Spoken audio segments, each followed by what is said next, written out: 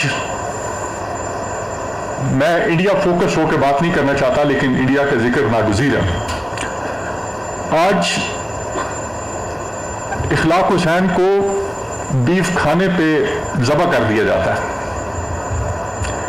آج ایک کرسچن کو اپنے چرچ میں جانے پہ پتھراؤ کر کے مار دیا جاتا ہے۔ آج اگر ایک مسلمان ایک نان مسلم کے ساتھ شادی کرنا چاہتا ہے، اس کو قانونی طور کے اوپر غیر قانونی قرار دے دیا جاتا ہے۔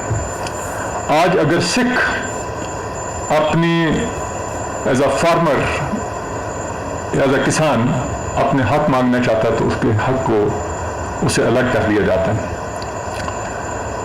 آج ہندوتوا کے اوپر جو کچھ ہو رہا ہے وہ آپ کے سامنے ہے، میں اس کے اوپر مزید کچھ نہیں کہنا چاہوں گا، لیکن میں یہ بتانا چاہوں گا کہ قائد اعظم نے کیا نعرہ دیا تھا۔ قائد اعظم کا نعرہ ہم مسلمانوں نے اڈاپٹ کر دیا، وہ ہمارا مسلمانوں کا لیڈر بن گیا۔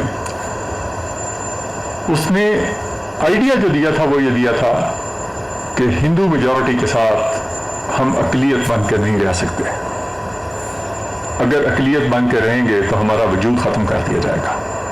اس وقت بہت سارے ہمارے لوگ تھے جنہوں نے سوچا کہ شاید وہ آئیڈیا ٹھیک نہیں ہے، وہ ان کے ساتھ رہ گئے پیچھے۔ اس ٹائم پہ ہمارے سکھ بھائی بھی ایسے تھے جنہوں نے سوچا کہ ہمیں شاید یہ آئیڈیا بہت اچھا نہیں ہے، لیکن آج جب اکیلے بیٹھتے ہوں گے تو دل میں خیال آتا ہوگا کہ اگر اس کاروان کو جوائن کر لیا ہوتا تو آج ہمارا وہ استحصال نہ ہو رہا تھا۔ آج مجھے یہ اختیار ہوتا کہ میں جس سے شادی کرنا چاہتا میں کر سکتا، آج مجھے یہ احساس ہوتا جو میں کھانا چاہتا میں کھا لیتا، آج مجھے یہ اختیار ہوتا کہ میں جس جاب کو جوائن کرنا چاہتا میں اس جاب کو جوائن کر سکتا، چاہے جو تعلیم اپنے بچوں کو دلانا چاہتا وہ میں دلا سکتا۔ تو جب میں اس اینگل سے قائد اعظم کو دیکھتا ہوں تو مجھے اندازہ ہوتا ہے کہ قائد اعظم ایک بہت عظیم لیڈر تھے، اور ہمیں اس طرح کے عظیم لیڈر کا ملنا ایسے حالات کے اندر جب مسلمانوں کے حالات انتہائی پستی کی طرف جا رہے تھے، یہ صرف ایک معجزہ تھا اللہ کی ذات پاک۔ اس سے زیادہ خوش قسمتی کیا ہو سکتی ہے؟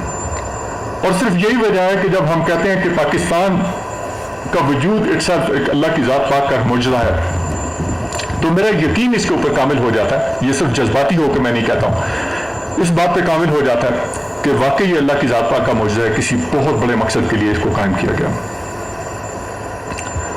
آج ہم اپنی آزاد زندگی گزار رہے ہیں، جیسے تلاوت کلام پاک کے اندر ذکر کیا گیا، ان الانسان لربہ لکنود، انسان ذاتی طور پہ بے فطرت ناشکر ہے اللہ کی ذات پاک کا۔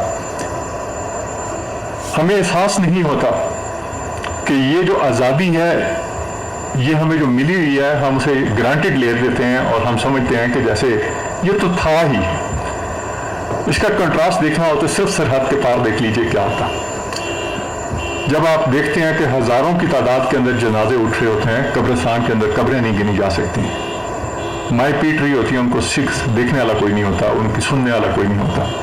جب گیلانی صاحب کھڑے ہو کے نعرہ لگاتے ہیں اور لے کے رہیں گے پاکستان، ہم کون، ہم پاکستانی ہیں، پاکستان ہمارا ہے، کتنی بے بسی ہوتی ہے ان کی آواز کے اندر، کتنا دکھ ہوتا ہے ان کی آواز کے اندر۔ میرے ایک دوست تھے Indian embassy, Pakistan embassy India Delhi میں کام کرتے تھے، انہوں نے آ کے بتایا کہ ہم گیلانی صاحب سے ملنے گئے، تو جب وہ ان کے حجرے میں داخل ہوئے تو گیلانی صاحب 5 منٹ کے لیے اٹھ کے چلے گئے، اجازت دے کے واپس آئے۔ تو انہوں نے کہا کہ میں نے اپنی زندگی کے اندر اپنے رب سے وعدہ کیا ہوا ہے کہ میں نے پاکستان کا نام بغیر وضو کے نہیں لینا۔ تو جب آپ لوگ آئے تو میں نے کہا پاکستان کا ذکر ہونا ہے، میں وضو کرنے کے لیے چلا گیا تھا۔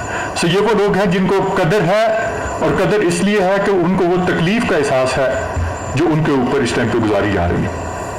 تو ہمیں پتہ نہیں ہم اللہ کی ذات پاک کی اس دی نعمت کا کتنا شکر ادا کر پا رہے ہیں یا کتنا نہیں کر پا رہے۔